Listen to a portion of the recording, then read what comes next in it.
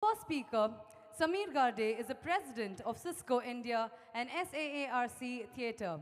A career spanning over 27 years, Samir has led several top-performing organizations with an enduring track record across multiple roles and regions. Prior to joining Cisco, Samir worked and mentored a few emerging technology and B2C distribution-related startups as an executive coach and business consultant. Earlier, he was the president and MD of Dell India for 9 years. He was instrumental in making Dell the #1 hardware vendor in the country. Samir has served as the president of South Asia at Philips Healthcare and country head for enterprise business at Samsung India. Ladies and gentlemen, he joins us today to talk about why startups fail to succeed. Please put your hands together and let's welcome our first speaker, Mr. Samir.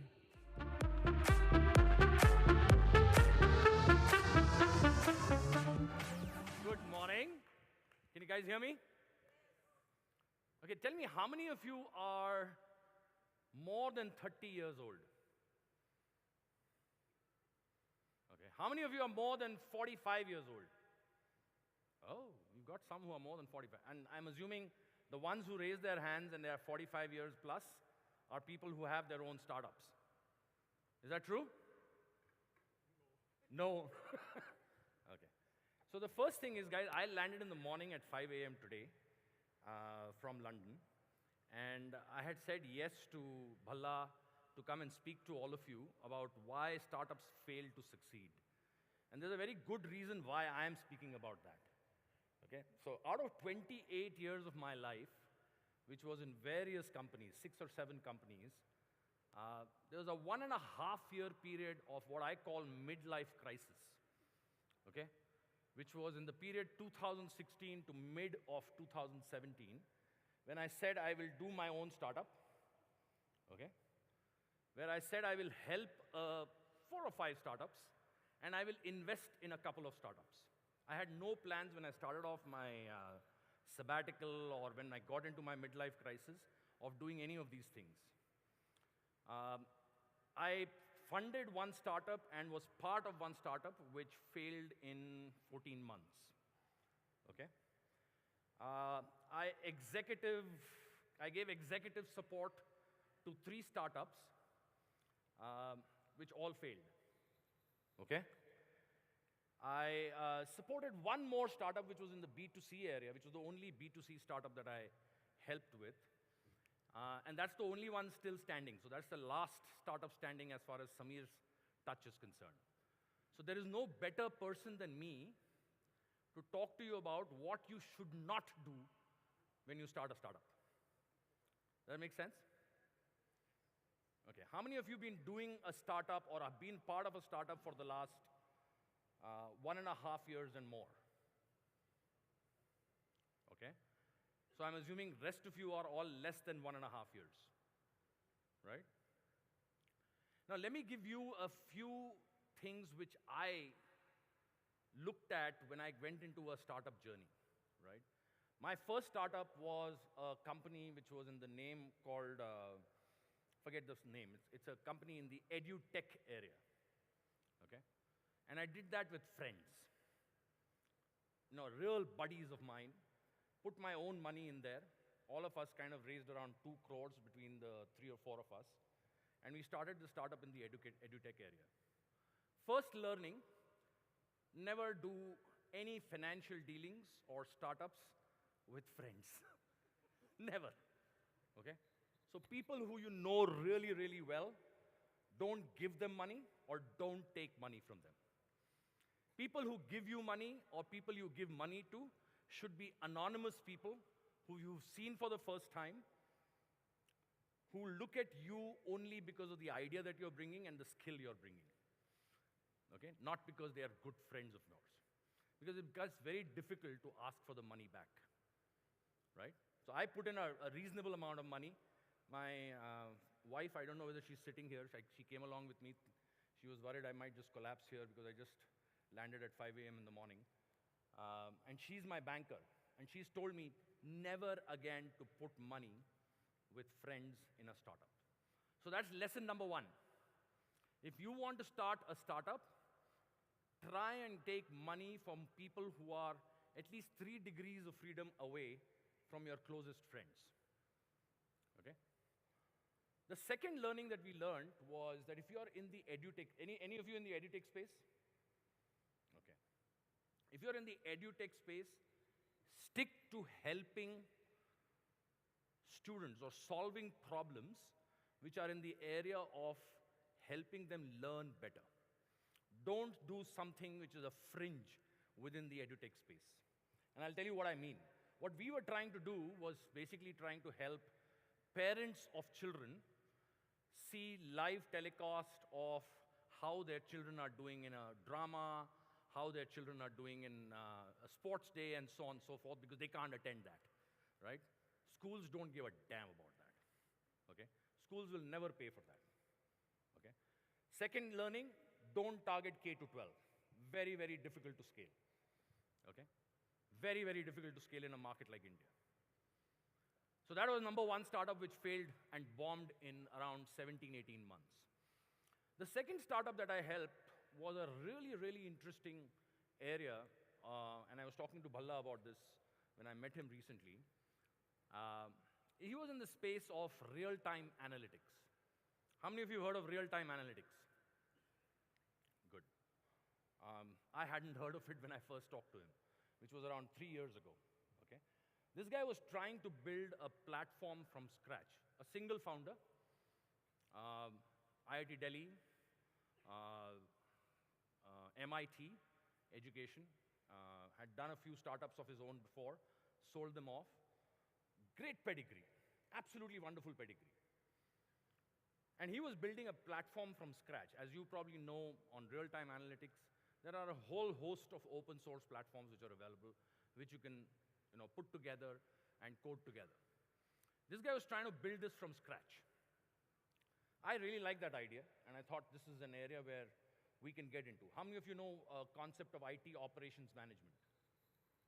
Yeah? IT ops is a massive market in the world, right? It's close to, I mean, if you know companies like Splunk, which has close to 150,000 customers, if you know companies like AppDynamics, which Cisco bought, if you know companies like ServiceNow, which is one of the largest IPOs of recent times, these are all companies which are in the space of IT operations management, where real-time analytics becomes very, very critical. Now, this guy got funding. He got a pre-Series A funding of close to $3 million, right? But this was a founder who questioned customers, if you know what I mean. So he would go and sit in front of customers and say, you guys don't understand what I'm trying to sell to you, right? So his first problem when he sat in front of customers was, you won't understand what I'm selling, so you won't buy it.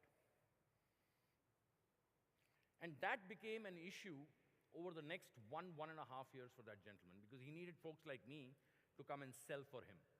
So as a founder, it became very difficult for him to actually sit in front of customers.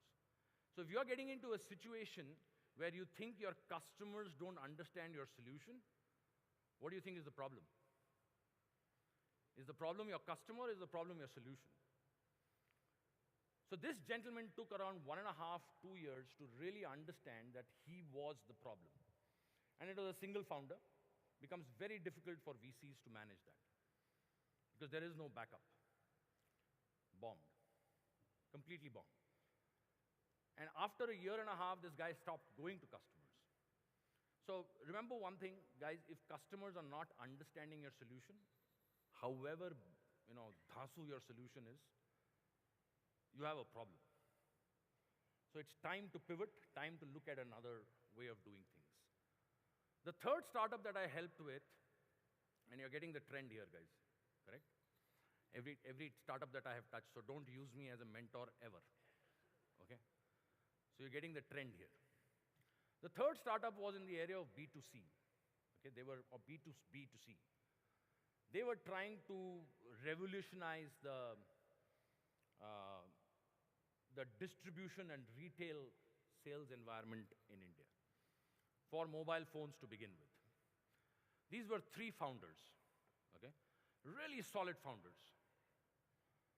Great pedigree, Nokia, Hindustan Lever, Asian Paints, those kind of pedigrees. Phenomenal passion, energy, and all of them were working together for a reasonably long period of time when I came in. They went from the time I joined to the time I left them, they went from 30 people to a 300 people organization. Great success, okay? In an area which required a lot of innovation and required a lot of technology to be used to innovate. And what I found was, what do you think happened? Any guesses on what do you think happened with this startup? What could be the learning? They did an Infosys, okay? So what happened in Infosys? After Narayan Murthy left, who took over from Narayan Murthy? How many of you know Infosys? You're looking really blank about Infosys. So what happened to Infosys after Narayan Murthy left? Who took over from him? Nandan Nilekani, right? After Nandan Nilekani, who took over from him? One more founder. So they had a round robin of founders who became CEOs. Now these were three guys who thought they were all equal. So over a period of 1.5 years, they kept giving the CEO position to one of the other guys. And the direction of the company kept changing every time a new CEO came. And you see what happened to Infosys for a period of really 7 years after Narayan Murthy left. It became a real problem, right? So two problems here. One, don't have too many founders, okay? Two, agree on a CEO for a long period of time, okay? And make sure that the other 2, 3, 4 guys that you have as founders potentially are people who are good at what they are doing in the role that they've been given. So don't tell them to go and do the CEO's role just because you want to feel good about making sure everybody gets a turn to do that. And this is a trap that a lot of startups fall into when they have 3 equal founders. Now this company folded up after 300 people, after they reached a 300 people stage. So you can imagine what they had to do. They had to take care of 300 people to get their jobs for them, right? The last company that I helped was a company which is still standing, still up and standing. And the only reason they are standing is because they are in an area which is extremely innovative. And it's in the apparel, and it's not a tech company, it's in the apparel space, using tech as an e-commerce platform, nothing else. But it's an extremely innovative company run by a husband and wife combination. Okay? Any husband and wife combinations here? Okay? So agree on who is smarter before you start off, okay? And make sure that you keep that agreement till the startup keeps scaling, okay? The day the husband or the wife have an ego issue, that startup will stop. You know, there are enough examples in the industry for that, right? But they're still standing, and it is being run by the lady, and she's doing an absolutely wonderful job. She's had 2 kids in the period of the last 3, 4 years, and yet she continues to work and continues to scale this startup. The reason why I wanted to tell you all these things is because I think it's important that we understand that there are a lot of pitfalls that all of you will face, right? My learnings are very superficial, very simple. So I kept telling Bhala, I'm not sure why I'm being called over here, because I'm mostly a corporate guy. The second and the most important learning for all of you is don't use guys like us for mentoring you, okay? A lot of people fall into this trap of saying, I need a board member. I need someone in my team who I can show as a face of the startup as part of my board. Absolutely no need, okay? If you can find someone who actually understands your industry, if you can find someone who can actually challenge you, that is a lot better than having a name on your board. I have around 10, 12 minutes left. I'm going to say a thing for around 3, 4 minutes, and then maybe open it up for questions for all of you, if you have any. How many of you have seen the Forbes 25 growth companies list, which came out for 2018? Remember any companies? I saw one hand. There is only one Indian company in the top 25 Forbes growth companies. And it's not a startup. It's Asian Paints. Okay? The only other company which is part of the Forbes 100 list, which is from India, is Gillette India. Okay? It's not a startup. So after this survey came out, one of the questions, and there was a survey done with VCs in India. Okay? 77% of the VCs said that Indian startup ecosystem, and I'm not trying to tell this audience, which is obviously feeling that you're innovating, 77% of the VCs said there is a complete lack of innovation in India as far as the startup ecosystem is concerned. VCs said this. Complete lack of innovation. And why did they say that? Because for every Uber, we have an Ola, right? For every Airbnb, we have an Oyo, right?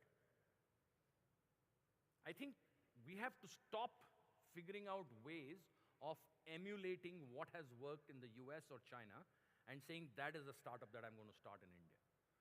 We need to solve problems which are real problems of India. Or we need to solve problems which are world problems which are coming out of India. There is genuinely a concern amongst VCs, and I believe there are close to 5,000 startups in India right now. 5,000 funded startups in India. And there are close to 500 angels, VCs, incubators, accelerators, corporate accelerators, and what have you. I mean, the company I work for, Cisco, has a launch pad, and we have 2-3 others. In the last 1.5 years, I've discovered we have 2-3 other accelerators and incubators that we also have, right? So VCs also get into the trap of what I call FOMO. You've probably heard of FOMO, right? So VCs start getting worried that they will miss out if they don't invest. Somebody else will invest, and somebody else will make the big money out of that. So look at VCs which have really backed innovative startups. And when I say innovative startups, I really mean ideas which can shake up people not just in India, but around the world.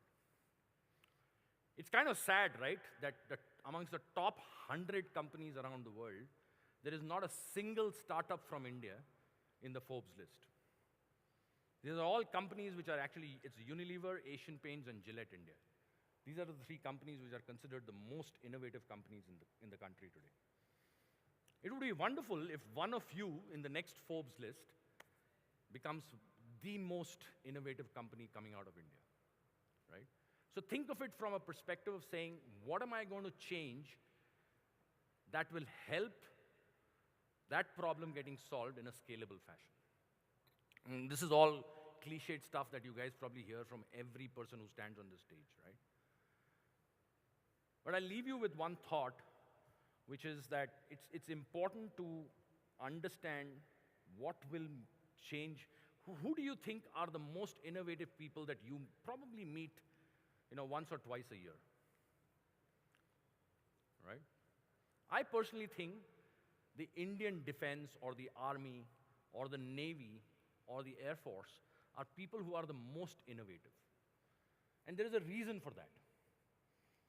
Because they can't come up with a plan. So there's a guy called General Patton who once said that all strategy, you guys will have a lot of strategies which you will build out for your startups. All strategy goes out of the window when the first bullet is fired. Because what the other guy will do determines what your next bullet will be, right? So it's really critical for us to understand how armies innovate, how air forces innovate, how navies innovate. Because they have to do small startups every day when they are in the field. Small startups which they start and they stop every day when they are in the field. And they have a concept called Z Kitback. I don't know how many of you have heard of that, right? If you've not, I haven't created this, okay? There's a guy called Captain Raghu who talks very well about this. And you should, I'm not going to take you through what Z Kitback means. You can Google it, you can go on YouTube and see that. But it really tells you how to innovate in the space that you want to innovate in. Because these guys really do it day in and day out, right? So I'd encourage you to go have a look at it. We've got 6.5 minutes left. If there are any questions, happy to take them right now. Yes. Yeah. Oh, you'll need a mic? Yeah. You told that don't get into K-12 area in education space. Any specific reason for that? Yeah, so see, what I said is don't get into K-12 area unless you are helping improve the curriculum. A principal of a K-12 school, okay, all he or she, or mostly she, is interested in is how they can help the student learn the curriculum faster. So if it's in an area which is outside of the curriculum, it becomes very difficult to sell to the principal. So I'm happy to talk to you separately about that. But don't try to do stuff in the K-12 space which is not enhancing the curriculum or not helping the student learn the curriculum better while the teacher is still around. And I'll explain that to you. Any other questions? Otherwise, I'm kind of done. Yes?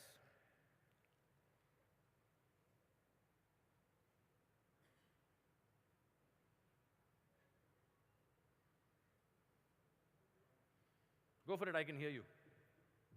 My name is Rakesh. I'm the founder of Scopin.com.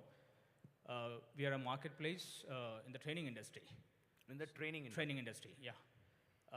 So I just wanted to know if, while you had a stint at the K-12 innovation, have you ever had an opportunity to see into the, or look into the training industry in the entire knowledge sector?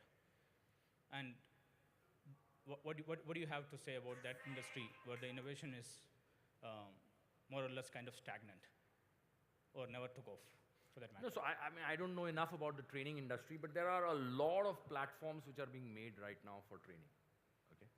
A huge number of platforms which are being made for training right now. In fact, as we speak, NASSCOM has just developed a training/skilling platform for all IT professionals across the country, right? For figuring out a way in which 3.5 million IT professionals can get trained on some of the new skills that are coming up, okay?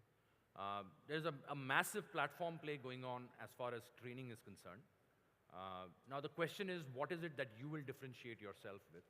How do you bring scale to something like this? And how do you make it easier for the target, which is the person who wants to learn, to access that by paying you something, right?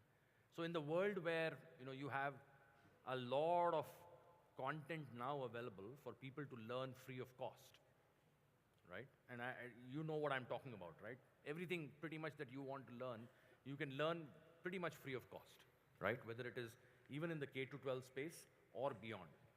People want to learn something, they can get onto the net and learn a lot on their own.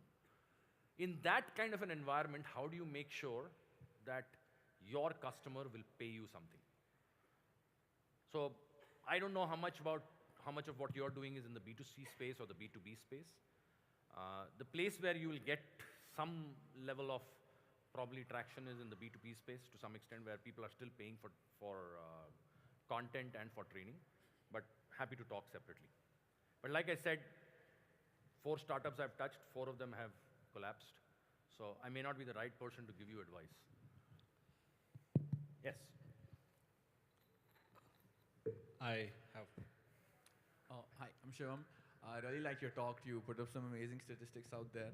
One thing that really caught my eye was that you mentioned 77% of VCs in the survey by Forbes. Was it done by Forbes? No, it was done by someone else. All right. So 77% of the VCs said that Indian startups aren't really innovative.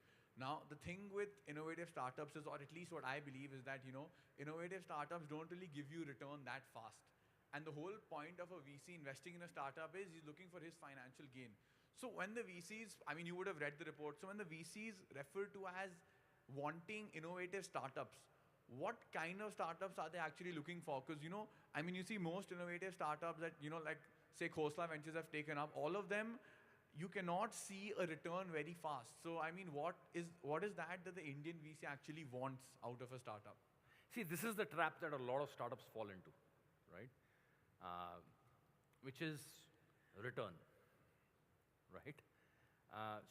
Before even starting a startup, your first thought is about how do I give the VC a return? That's none of your problems, right? At this point in time. When you start a startup, think about what problem you're solving, how best can you solve that problem?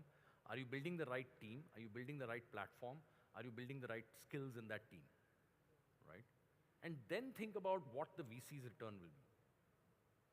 That is, no VC will have anything less than 7 years to look at a return, okay? Most VCs look at a 7-year return period, okay?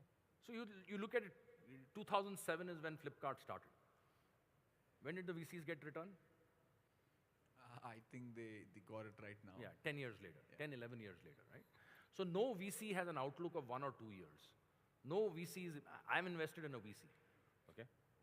And we are looking at a 7-year return, right? It's not about, so first thing is don't think about return when you are thinking of your startup. That's not your problem. That's not your problem, that's the VC's problem, right? If you think you have the right idea, if you think you have the right innovative idea, okay, VCs will come flocking to you. Do you know how much a small VC with a $90 million fund, what is the deal flow that he or she is getting today? You talk to a chief investment officer of a small $90 million VC firm right now. They get 500 deals a month on the table. 500 deals a month. This is a small VC I'm talking about. If you go to a large VC, they'll be getting 1,500 to 2,000 deals a month, which are people who are, coming to them for funding. Now you are one of them. Do you think you can stand out by saying, I'm going to be the next Oyo? No. Do you think you can stand out for them in terms of that kind of deal flow by saying you're going to be the next whatever, Never? Right? No. How many of you know Never? Yeah. What does Never do?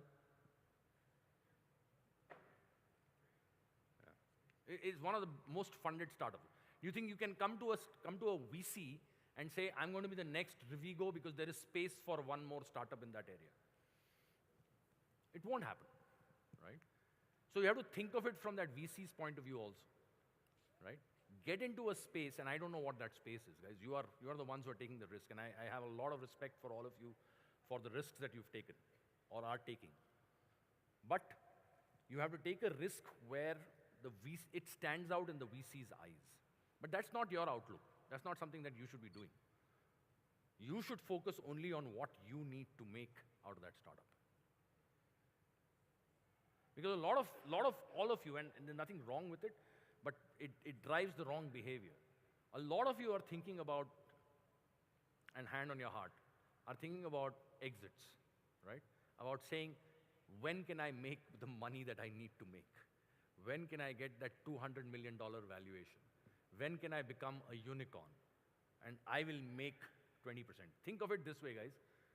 All the unicorns, the founders had minimal share by the time they became unicorns. Okay? Yes. I don't know. Actually, my time's up, so maybe I need to go. But I can take maybe last 2 questions.